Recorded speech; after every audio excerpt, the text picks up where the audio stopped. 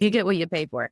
And AI is the next iteration of that. It's like, if you want content for the sake of content, sure, you can go that route. But if you want all of the things that I just laid out that I do before I even start writing, and then the well-written content, that's another matter entirely. You can't just copy and paste. You have to have that human element in there. And I think that's what a lot of people who are excited about ChatGPT are missing.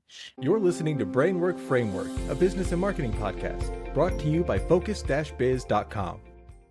Welcome back to another episode. With us today is Alison Ver Halen. She is the CEO and founder of AV Writing Services LLC.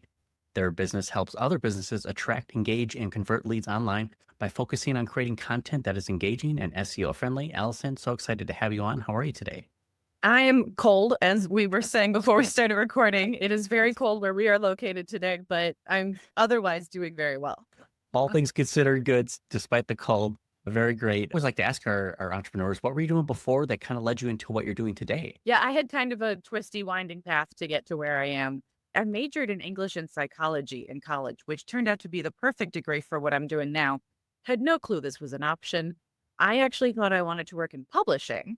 Graduated in 2009, right after the job market crashed. So that was not going to happen. So I did whatever jobs. I answered phone, the usual, what most of us did who graduated in 2009. It was just whatever to kind of pay the bill.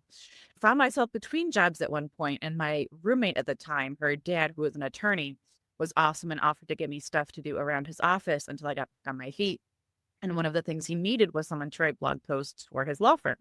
And he knew I had a strong writing background, so he offered me the gig. And I was like, what? I can get paid to write? Seriously? Yeah, sign me up. So I jumped at that chance and started writing for him, and then an associate of his, and then for some friends of mine. And it just kept growing from there. It became clear, obvious that there was a real need for content writers, which was weird as someone who grew up loving writing and was always told writers don't make any money. No one values writing as a skill. And then you get out into the world and they're like, oh no, we need writers. We need people to communicate to the world what we're doing. So yeah, kind of stumbled my way into this. I did eventually get another day job, which again was just answering phones. It was a job, not a career, but I kept writing on the side and it just kept growing from there. And it was one of those where anytime I met someone and they asked, what do you do? It'd be like, well, I day I answer phones, but I'm really a writer. And I would put much more emphasis on that than the day job I didn't like. It just kept growing. So once it got to a point where I could ditch the day job and do this full time, that's what I did. Here I am. That's amazing. I love that journey. And it's so true. A lot of us don't even realize what we're kind of getting into or realize it's an option until friends, family, mentors show us an example, and then we can kind of run with it. And now building your business here, you focus on the content. This is the story about the brand and who they are. It builds in the SEO. This is what a lot of businesses want to do for getting organic leads. It helps to nurture leads. It's kind of your all-in-one marketing package. What does it look like for when you work with clients? Is it a set process? How are you kind of deciding that strategy on what content you're going to help them build? Yeah, part of it is a set process, part of it not so much. The set part, especially if I'm going to write for someone, is really getting an idea of their brand and their ideal clients. So every time I get a new client, I sit down with them and I have a series of questions I go through to kind of pull that information out of them. If they could give me their brand voice guidelines, that would be great. But normally I ask for them and people go, brand voice, what now? And I go, okay, we have to start from the beginning.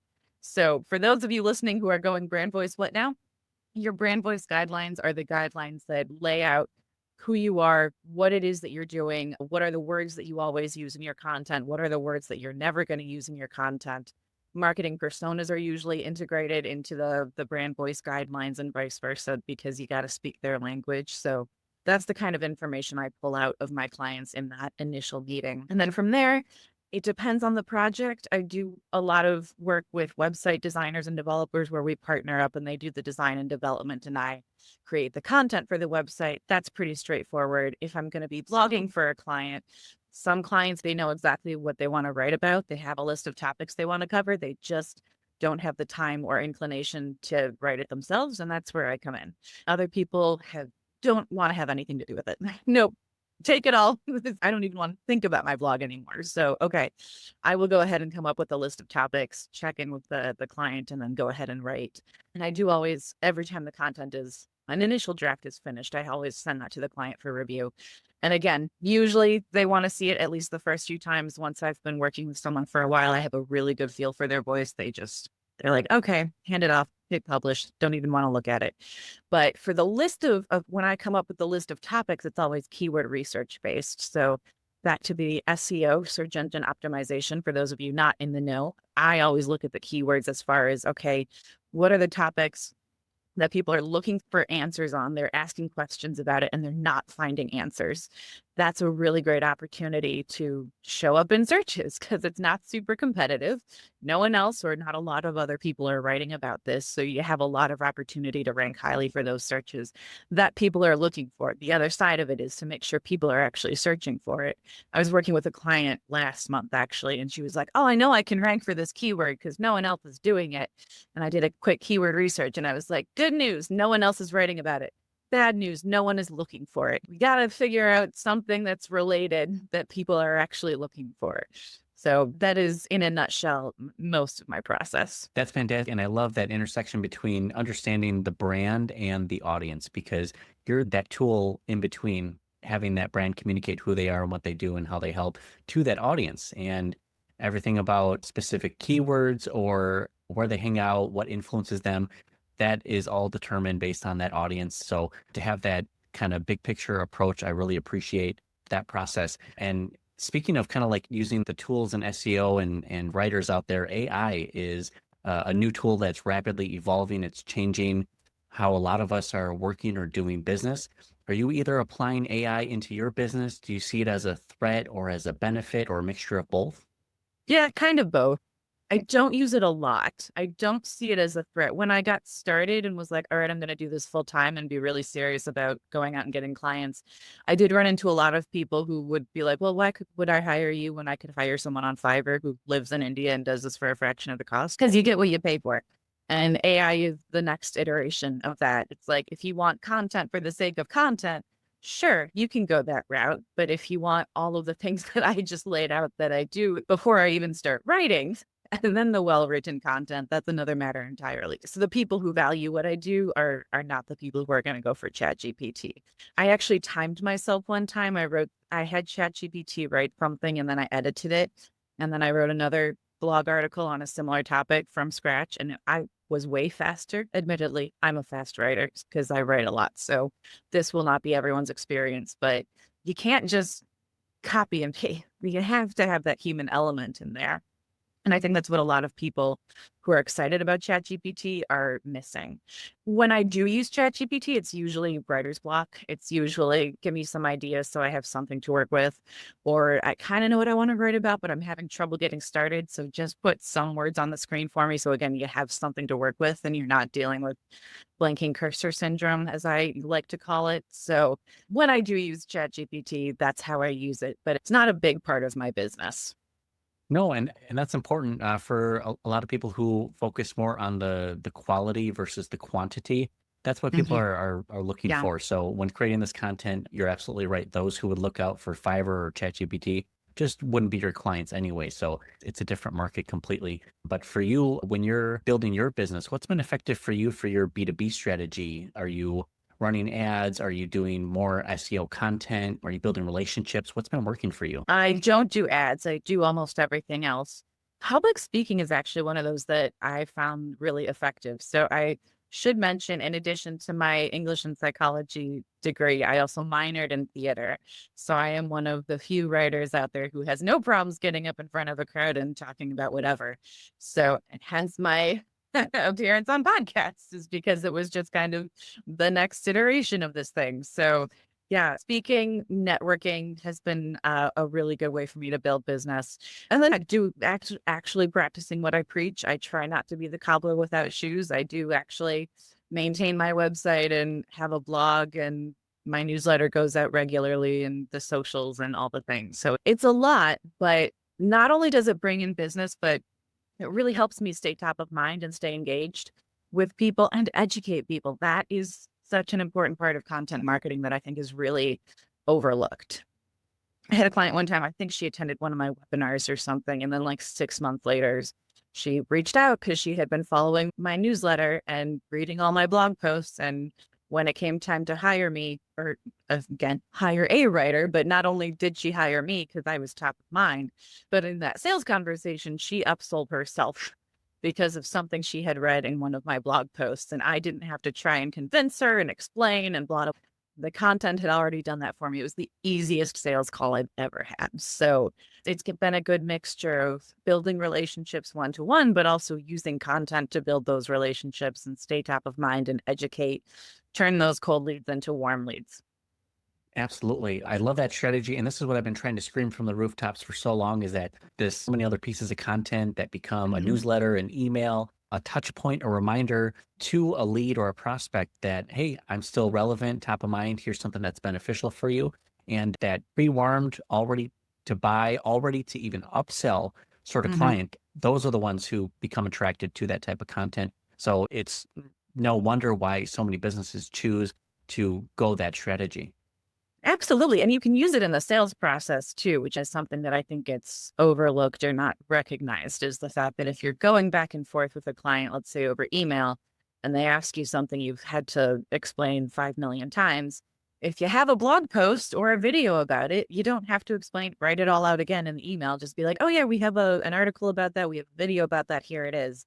Go check it out. Now you save yourself a lot of time while positioning yourself as an expert, because it's not just stuff you laid out in an email. Even if it's on your website, it still somehow seems much more official and much more credible just because it's on a website rather than in an email. And who knows, they might then explore other aspects, other blog posts, other videos that you created. Makes that sales process so much easier. So don't just promote it and use that in the sales process, but also actively dig up older blog posts if it makes sense and use those in the sales process when it's relevant. Yes, absolutely. And before, when we were talking, you mentioned you have some exciting new irons in the fire. Are you able to share those with us and what you're kind of preparing for in 2025? Yeah, I have a couple irons in the fire, actually, one of which I mentioned to you before we started recording, and one of it I did not.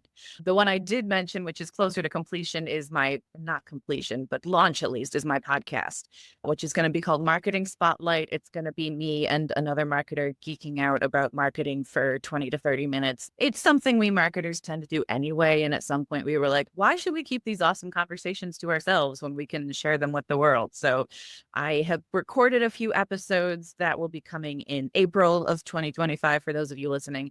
The other exciting thing I was planning to launch last year, and it did not happen, so it will be sometime later this year, is a series of online courses that will live on my website. And it's just going to be a bunch of courses all about what I do, content marketing and SEO, and how you can leverage them to grow your business. So if you want to go the DIY route, but you don't know where to start, that'll be a really great place for you to start. So that will be on my website, avwritingservices.com, coming sometime in 2020. That is wonderful. And where else can people connect with you online? Yeah, my website, AV as in my initials, Alison Ver Halen, avwritingservices.com. LinkedIn is another place I hang out a lot. I think I'm the only Alison Ver Halen on there, so I'm pretty easy to find. And then YouTube. Again, my podcast will be coming out, but until then, I do have a bunch of videos up on YouTube you can go check out. Also, Alison Ver Halen, content marketer. Very nice. And we'll have all of those links available down in the description and the show notes. Whatever is available at the time of publishing, we'll make those available so you can connect with Alison here. Now, if you could go back in time and tell yourself one piece of advice in order to get where you are to today, what would that piece of advice be? It would definitely be to think more strategically about what I want and how to get there. I did a lot of the throwing spaghetti against the wall when I was starting out. And yeah, a lot of stuff did not work. And there's a certain amount of entrepreneurship that involves that anyway. But I feel like I could have avoided a lot of those mistakes by just sitting and thinking about, who do I really want to reach? And what am I really doing here? That, and thinking about the client more than thinking about myself and what I want, would have made things a lot easier. That is some great advice. And we really need to shift our perspective in order to better serve our clients. Some great advice here. With that being said, you also were walking by a store window and saw a pillow with some advice that not as contradictory, but I think feeds off of it well, because on one piece of just taking quick action without a thought process behind it, there's also those who are overthinking. Tell me more about that. Yeah, it was a pillow I saw in a display window that said, "Hold on, let me overthink this." And it made me laugh because I think as entrepreneurs, we can all relate to that. So I have not bought the pillow, but it does make me laugh every time I pass by that window. Absolutely. Just some words of wisdom for all the entrepreneurs, marketers, business owners out there who either get kind of stuck in this feedback loop of overthinking and not taking action, and those who are so quick to jump into something without even having a game plan ready. So find that balance, see what works best for you, and then just take action from that. Mhm. Allison, wanted to allow you the opportunity just to have the stage. Is there anything we haven't covered yet? Anything you just wanted to talk about or mention with our audience here? Oh gosh, I could talk about this all day, so don't hand me the mic. I will say I do talk a lot about this on my blog, again, avwritingservices.com. Lots of blog posts there, lots of content about, and my book, Content Marketing Made Easy, which you can get on Amazon, is not only full of this information, but I wrote it specifically because I was sick of SEO professionals talking about like SEO is rocket science,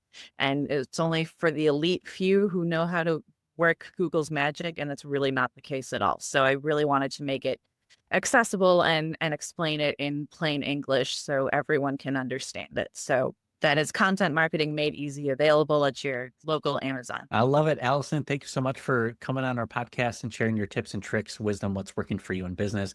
So excited to watch your journey and keep up the great work out there. Thank you so much. Thank you so much for having me. This was fun. Thanks so much. It was a pleasure.